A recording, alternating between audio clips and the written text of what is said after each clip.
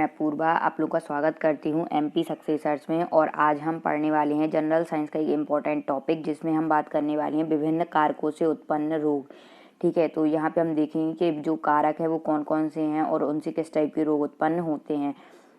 तो यहाँ पे हम देखते हैं कि जो कारक हैं मोस्टली वो कौन से हैं। तो ये जो टॉपिक है ये जनरल साइंस का बहुत ज़्यादा इंपॉर्टेंट टॉपिक है और हर क्वेश्चन मतलब कि हर एग्जाम पेपर में एक न एक क्वेश्चन इससे आ जाता है जनरल साइंस का। ठीक है, तो विभिन्न कारक जो हैं उनमें से कुछ है जैसे वायरस, बैक्टीरिया, प्रोटोजोआ, फफूंदी। ये सारे जो हैं ये एक मतलब कि एक प्रकार से ये कारक हैं और इनसे जो रोग उत्पन्न होते हैं वो कौन कौन से हैं। तो जैसे आपने पढ़ा होगा जैसे चेचक, मलेरिया है ना, पायरिया, ये रोग होते हैं। जैसे फफूंदी से जैसे दाद वगैरह होती है, तो वो किस के उनके कारक क्या हैं, तो वो हम यहाँ पे पढ़ेंगे आज।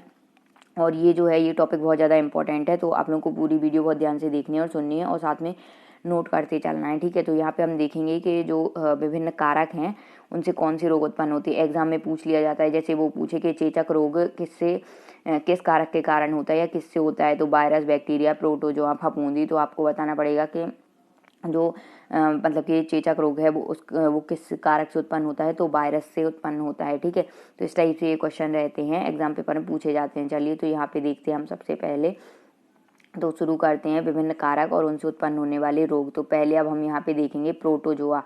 तो प्रोटोजोआ क्या है, एक कारक है और इससे कई प्रकार के जो है वो रोग उत्पन्न होते हैं। तो कौन कौन से रोग हैं जो प्रोटोजोआ से उत्पन्न होते हैं, तो वो हम यहाँ पर देखेंगे।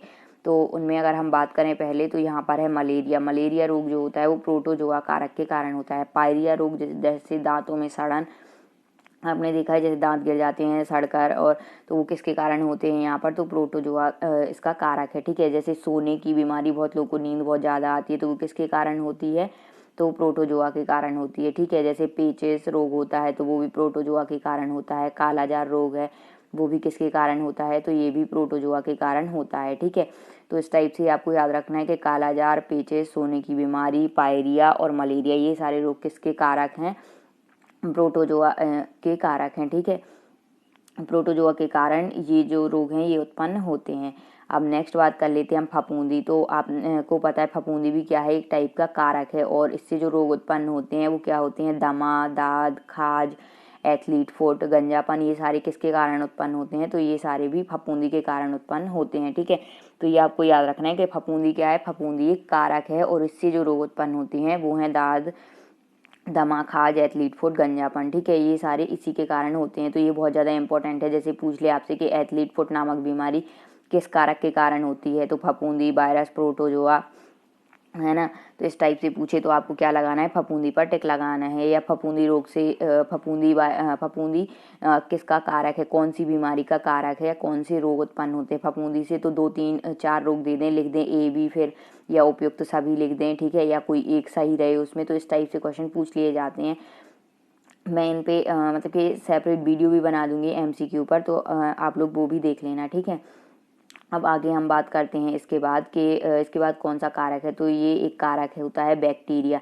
अब यहाँ पे हम देखेंगे कि बैक्टीरिया से कौन से रोग उत्पन्न होते हैं। तो बैक्टीरिया से जो रोग उत्पन्न होते हैं उनमें है टेटनस, ठीक है, हैजा, ये सारे बैक्टीरिया से उत्पन्न होते हैं। टाइफाइड, तपेदिक, ठीक है, तो ये सारे रोग किसके कारण उत्पन्न होते हैं, तो ये सारे बैक्टीरिया के कारण उत्पन्न होते हैं। टेटनस, हैजा, टाइफाइड, तपेदिक, डिप्थीरिया, प्लेग, निमोनिया, ठीक है ना, कुष्ठ रोग भी किसके कारण होता है, आपका बैक्टीरिया के कारण होता है। तो ये आपको याद रखना है। क्षय रोग ये भी बैक्टीरिया के कारण होता है। तो ये इतने जो नेम है ये आप अगर याद रख लेंगे तो मतलब सफिशियंट है।